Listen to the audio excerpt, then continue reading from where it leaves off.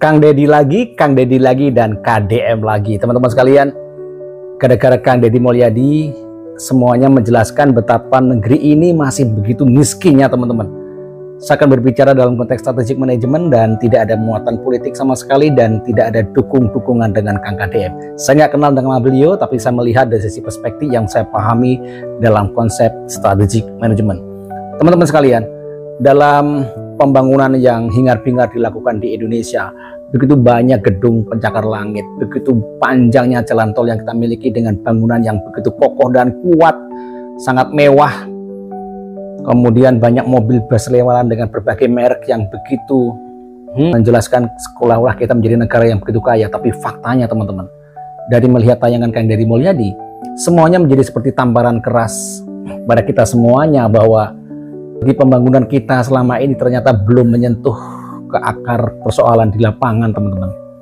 Kita sering melihat penjelasan dari para petinggi di negeri ini, katanya angka kemiskinan sudah turun, kemudian bantuan kemudian digelontorkan, kemudian ekonomi juga dijelaskan tumbuh dengan positif dan seterusnya. Tapi fakta di lapangan, teman-teman, orang masih banyak tinggal di bantaran sungai, kemudian ada orang yang berebut besi rongsokan dari bekas gusuran. Bayangkan, teman-teman. Coba Anda lihat video-videonya Kang Deddy Mulyadi. Satu, ngeri sekali. Kemudian, dan juga banyak saudara kita yang masih makan seadanya. Dan inilah yang dalam konsep manajemen strategik disebut dengan kegagalan eksekusi strategi, di mana eksekusi strategi yang dijalankan itu ternyata tidak nyampe ke rakyat kecil, hanya menyasar kepada kelompok tertentu. Dan ini tentunya PR buat kita semuanya, karena saya melihat KDM ini spesial, teman-teman, karena dia mau turun ke lapangan, bahkan modal dengan uangnya sendiri, hasil dari sebagai YouTuber, dan bukan uang recehan yang dia keluarkan, dan itu spontan. Karena kalau itu menggunakan uang pemerintah tentunya juga akan menjadi masalah buat dirinya sendiri. Tapi ini tidak, uangnya sendiri yang dia keluarkan. Dan menurut saya ini keren sekali, karena Kang Deddy sudah menggunakan matanya dan dia sudah menjalankan yang namanya open eye governance, satu konsep manajemen strategik yang menggunakan mata dengan di kepalanya sendiri untuk menjalankan apa yang mestinya dijalankan untuk memberikan solusi langsung di tengah masyarakat.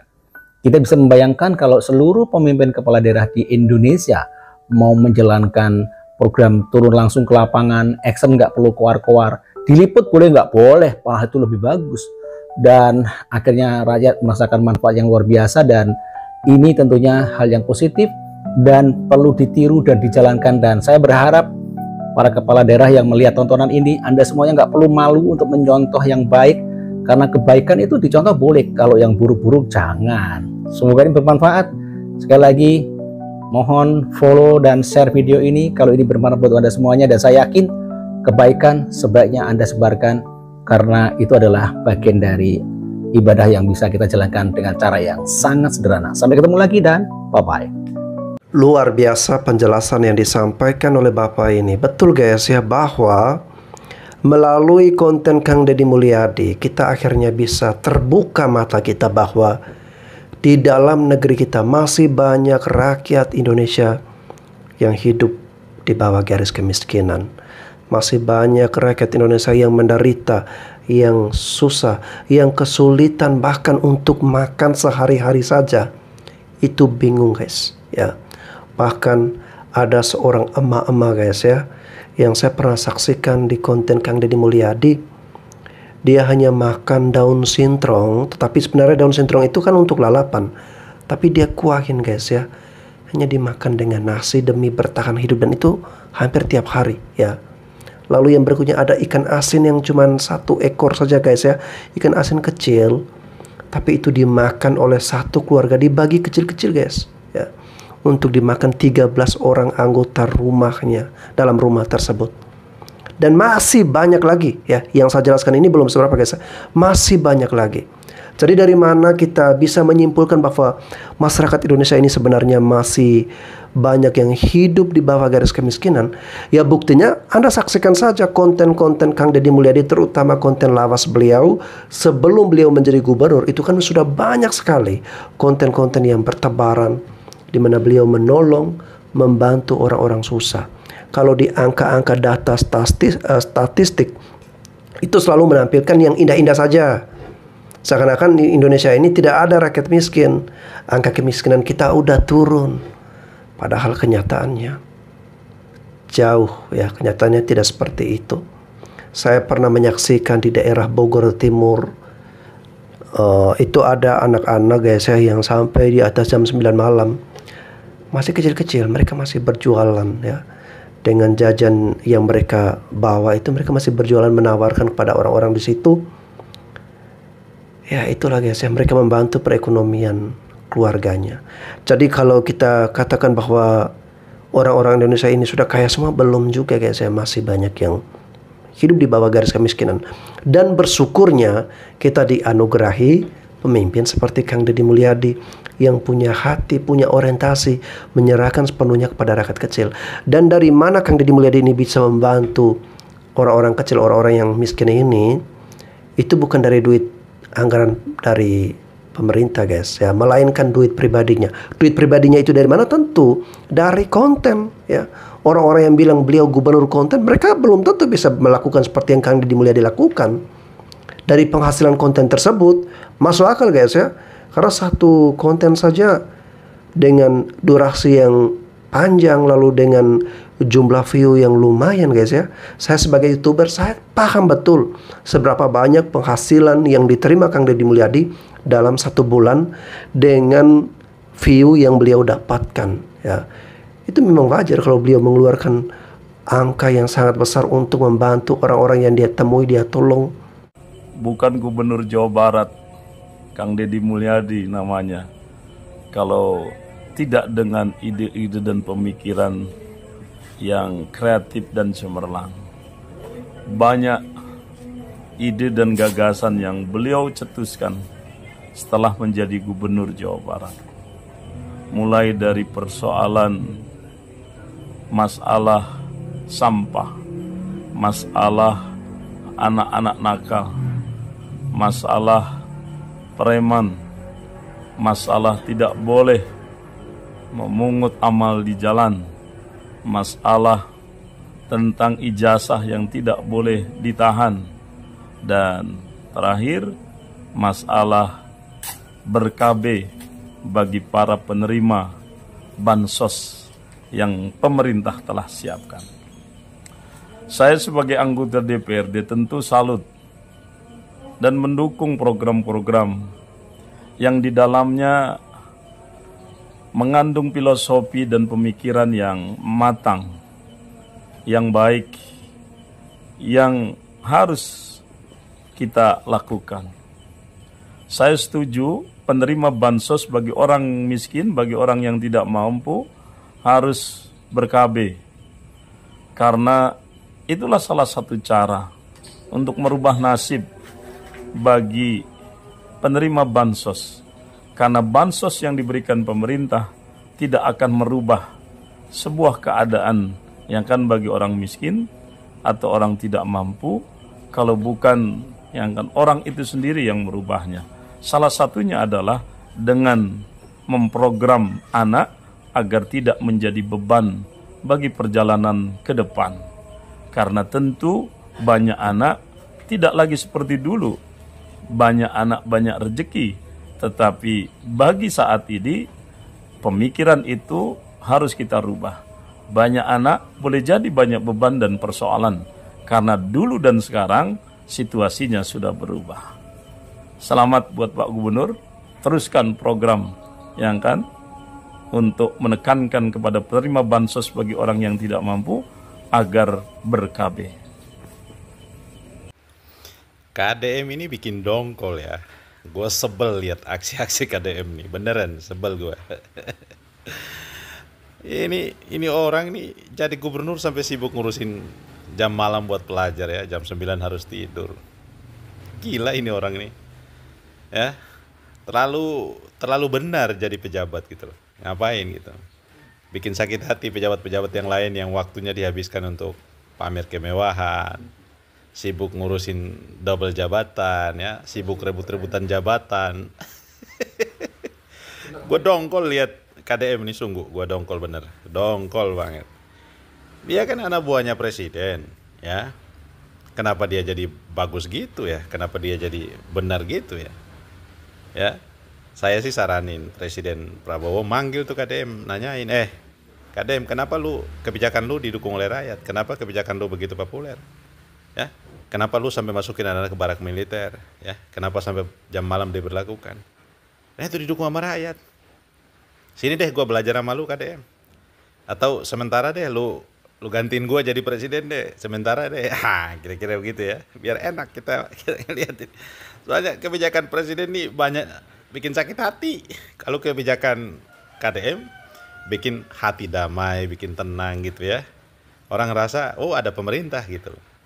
Jadi gue kadang-kadang ngerasa ya, KDM ini terlalu benar ini. Kenapa sih? Dia berpikir negara mau jadi baik gitu. Kadang-kadang saya berpikir begitu. Jadi akhirnya rakyat Jawa Barat aja yang menikmati. Tapi kalau Presiden Prabowo mau belajar sama KDM kan, jadinya seluruh rakyat Indonesia yang menikmati. Ya, kalau ini kan cuma rakyat Jawa Barat. Ya kita sedih gitu ya. Coba Pak Presiden manggil tuh KDM, lu di sini. Lu ajarin gua nih cara buat kebijakan yang baik supaya menyenangkan rakyat. Nah, kalau itu kan enak. Kan anak buah presiden tinggal dipanggil, Pak. Ayo Pak, panggil dia, Pak. Ini kalau kalian masih ada yang percaya dan masih ada yang mau ngasih panggung ke katanya profesor paling cerdas, profesor anti kedunguan, profesor ahli filsafat, dan profesor yang paling masuk akal omongannya, gue nggak tahu lagi Indonesia bakal jadi apa ke depannya. Udah jelas-jelas Bapak KDM itu, Kang Deddy Mulyadi itu bergerak benar-benar langsung turun ke masyarakat. Tidak hanya berteori. Kita tanya deh ke Profesor Dungu itu. Lu udah buat apa buat negeri ini? Hah? Lu pikir dengan omong-omong, dengan ilmu filsafat lu itu tuh bisa merubah Indonesia menjadi lebih baik? Enggak. Lu lihat Bapak Kang Deddy Mulyadi, mohon maaf ya, tanpa mereka nyewa buzzer-buzzer, gue jadi buzzer alaminya. Karena gue setuju dengan cara kerjanya, cara berpikirnya, cara bicaranya. Tapi sedangkan lu cuma berbicara pakai teori filsafat doang, action gak ada. Lu mengkritik cara Bapak Deddy Mulyadi memasukkan anak-anak ke barak, sedangkan lu sendiri gak punya anak. Gimana sih? Ngerasain gak? Cara mendidik anak gimana? Ngerasain gak sih punya anak kayak gimana? Sekarang ini masyarakat Indonesia itu matanya lagi dibuka sama orang-orang yang dulunya sering banget nyinyir-nyinyirin pemerintah. Sampai sekarang pun, yang mana nyinyirannya ini adalah nyinyiran pesanan, sebenarnya kelihatan dari dulu. Cuman sekarang lebih banyak lagi masyarakat yang sadar kalau orang-orang seperti ini adalah orang-orang yang sebenarnya pengen Indonesia itu nggak maju, pengen Indonesia itu nggak berkembang, pengennya Indonesia itu stuck aja kayak gitu, terus di bawah kendali omongannya. Jadi mereka pikir orang Indonesia ini bodoh-bodoh semua, tinggal dikasih aja teori-teori kayak gini bisa ngikut semuanya. Kayak gitu kan maksud lu ya? Indonesia sekarang ini tidak butuh orang-orang yang pandai berteori, ya, pandai mengucapkan filsafat-filsafat, pemikiran-pemikiran doang, dikeluarkan doang dari mulutnya. Sekarang Indonesia itu butuh orang yang punya pemikiran, ya, rasional, dikeluarkan di mulutnya terus dikerjain, action yang dibutuhkan di Indonesia itu, bukan omon, Bapak Profesor Dungu. Heran gue masih aja dikasih panggung, masih aja juga dipanggil profesor, cara berpikirnya kayak gitu, nggak bijak. Orang itu makin tua, makin banyak ilmu, makin bijak harusnya. Bukan bikin onar. Gitu sih kalau cari duitnya lewat pesanan politik. Saya boleh bercerita tentang kisah sukses saya. Saya ini kuliah, itu tidak biaya orang tua. Saya kuliah, itu kuliahnya kuliah karyawan yang malam hari. Namanya Sekolah Tinggi Hukum Purnawarman. Pada siang harinya apa yang saya lakukan? Di yayasan itu udah ada SMA, ada SEMEA. Saya jualan bala-bala, gorengan, permen, buku tiap hari begini, kia di kantin. Untuk apa? Bekal saya kuliah. Jarak dari tempat rumah kontrakan saya dan kakak saya itu ke tempat kuliah jaraknya 5 km. Kalau pulang kuliah, saya tuh suka ngakalin diri. Gimana caranya ya? Pulang kuliah makan nasi goreng nggak bayar. Maka saya ikut jalan kaki bareng Pak Komaruzzaman, pegawai pengadilan agama Purwakarta, lempang aing. Nah itu. Nah kalau di jalan itu selalu diajakin makan nasi goreng, makan bakso atau makan mie ayam, gratis makan malam. Itu saya lakukan. Kemudian saya pandai menulis. Maka Ada waktu itu ketua Golkar itu almarhum Bapak Bisri Harjoko, itu pidatonya saya bikinin. Lumayan itu satu teks pidato 5.000. Saya itu dapat semalam 3 jenis pidato 15.000. Rajin. Setelah itu saya harus nyusun skripsi. Gimana caranya nyusun skripsi? Saya penelitian gratis. Maka saya melamar menjadi tenaga kontrak PT Indo Barat Rayon. Lumayan dapat gaji sebulan 200.000 sambil penelitian. Orang perusahaannya nggak ngerti saya penelitian. Saya penelitian Pak. Setelah setahun penelitian maka saya bisa ikut skripsi. Duit menang, skripsi angges. Selesai itu apa yang saya lakukan? Menjadi penghubung beras antara pabrik dan yang punya heleran. Maka saya waktu itu menghubungi yang punya heleran, punya beras nggak? Punya, mau nggak dikirim berasnya sekian? Harganya berapa? Di pabrik harganya berapa? Saya antrin, saya nyopirin truk, antrin. Jadi perjalanannya panjang. Dan tidak lupa puasa Senin Kemis, jangan pernah berhenti. Dan jangan lupa juga orang tuanya harus ikut mendoakan. Tidak ada keberhasilan tanpa langkah awal. Tidak ada yang ujug-ujug jadi direktur, tidak ada yang ujug-ujug menjadi gubernur. Bertahap saya jadi anggota DPRD, ketua komisi E, jadi wakil bupati, jadi bupati 2 periode, jadi anggota DPR RI, nyalon wakil gubernur mata kapilih. Wow guys ya, itu tadi singkat saja yang saya reaksi dari kisah sukses Kang Deddy Mulyadi, dan beliau menceritakan masa kuliahnya yang penuh dengan perjuangan, bagaimana beliau bisa mengakali agar kuliahnya ini bisa sampai selesai. Tetapi di sisi lain beliau bisa mendapatkan penghasilan, beliau bisa menghasilkan uang ya. Jadi memang ini menjadi inspirasi bagi anak-anak muda yang saat ini mungkin mengalami kesulitan untuk mau kuliah ya, atau orang tua tidak bisa membiayai. Sebenarnya kita bisa berjuang ya, bisa berjuang dengan cara kita.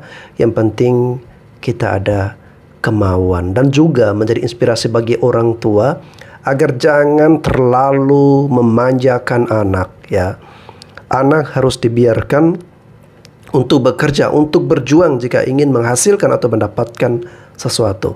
Karena kalau semua kebutuhannya selalu kita mau penuhi, selalu ingin kita manjakan anak itu, besok-besok anak itu bisa jadi nggak jadi apa-apa ya, karena mentalnya rusak ya. Orang tua memberikan kemanjaan yang terlalu berlebihan, mental anak ini juga menjadi rusak. Assalamualaikum, Sampurasun, Wilujeng Enjing, wargi Jabar. Semoga sehat dan bahagia selalu. Seluruh warganet dimanapun berada, semoga pagi hari ini pagi yang mencerahkan, pagi yang membahagiakan. Kalau belum bisa meraih kebahagiaan, saatnya bahagia pasti akan datang. Pagi hari ini saya agak berdasi nih, berpeci karena akan melantik bupati dan wakil bupati Kabupaten Tasik. Semoga bupati dan wakil bupati yang akan dilantik pada hari ini jam 8.30 di Gedung Pakuan bisa membawa perubahan bagi Kabupaten Tasik, bisa mendidik anak-anaknya menjadi anak-anak yang pancawaluya, cager, bager, bener, pinter, singar. Dan saya sampaikan ya bahwa di tahun ajaran baru 2025-2026 yang akan datang, sekolah di Jawa Barat dimulai pukul 6.30. Sekali lagi, sekolah di Jawa Barat dimulai pukul 6.30. Nah, selanjutnya karena anak-anak tidak boleh keluar rumah lebih dari jam 9 tanpa pendampingan, tanpa keperluan yang mendesak yang didasarkan pada izin orang tuanya, maka pemerintah Provinsi Jawa Barat berencana untuk menghapus pekerjaan rumah bagi anak-anak sekolah. Seluruh pekerjaan sekolah dikerjakan di sekolah. Tugas-tugas sekolah dikerjakan di sekolah, tidak dibawa menjadi beban di rumah. Di rumah anak-anak itu rileks, baca buku, berolahraga, fokus membantu kedua orang tuanya, meringankan beban-beban pekerjaannya.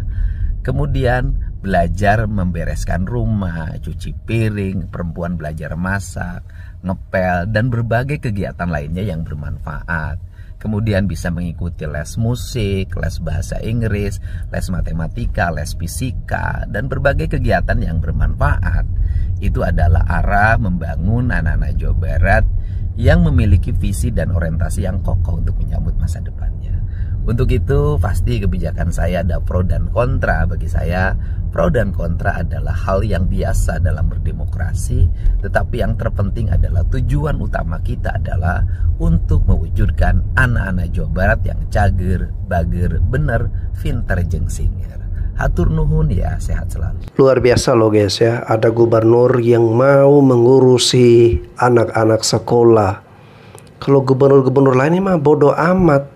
Mereka tidak mau pusing soal hal-hal yang seperti ini. Tapi berbeda dengan Kang Deddy Mulyadi, gubernur Jawa Barat ini. Sampai jam tidur anak-anak pun, jam sekolahnya semuanya diatur. Jadi sudah lewat dari jam 9, anak-anak itu nggak boleh keluar rumah ya, jam 9 malam maksudnya. Dan yang saya sangat apresiasi adalah pekerjaan rumah atau PR ya, itu tidak boleh diberikan oleh sekolah lagi. Waduh, kenapa ya? Kenapa kebijakan seperti itu tidak diterapkan dari semasa dulu saya sekolah? Saya dulu pengen banget agar ketika saya bersekolah ya, masuk sekolah, itu tidak ada PR, karena dengan adanya PR itu mengganggu aktivitas saya di rumah ya. Jadi di rumah saya bisa melakukan pekerjaan-pekerjaan lain, membantu orang tua, ataupun bisa bermain, karena dunia anak-anak memang harus bermain ya, atau melakukan kegiatan-kegiatan aktivitas yang lainnya ya. Karena kalau ada PR ya, itu otak kita udah berat, udah capek di sekolah, pulang ke rumah juga tambah berat, tambah pusing lagi, kita harus memikirkan pekerjaan rumah atau PR yang diberikan oleh guru di sekolah. Makanya ini keren banget loh, PR udah nggak ada lagi, anak-anak pulang bebas ya. Jadi kebebasan itu bisa mereka gunakan untuk meningkatkan upgrade skill mereka dengan ikut les atau kegiatan-kegiatan yang bermanfaat, yang positif untuk diri mereka sendiri. Saya salut sekali dengan Kang Deddy Mulyadi, dan tentu saya menginginkan agar kebijakan seperti ini bisa diterapkan bukan cuma di Jawa Barat, tetapi gubernur dari provinsi lain, terutama di NTT, gubernur saya. Kalau bisa, Anda jangan gengsi, Anda jangan malu, yuk ya, ayo contohi, duplikasikan kebijakan yang bagus yang ada di Jawa Barat untuk diterapkan ke Provinsi Nusa Tenggara Timur. Bukan hanya NTT, tapi yang lain juga, termasuk Ibu Khofifah yang hari ini banyak dikeluh kesahkan oleh orang-orang Jawa Timur. Ya jangan gengsi dong, duplikasi aja kalau memang itu hal yang positif, hal yang bagus, terapkan ke provinsi Anda. Oke guys, saya kira itu saja. Semoga tayangan ini bermanfaat untuk kita semua. Sampai jumpa lagi.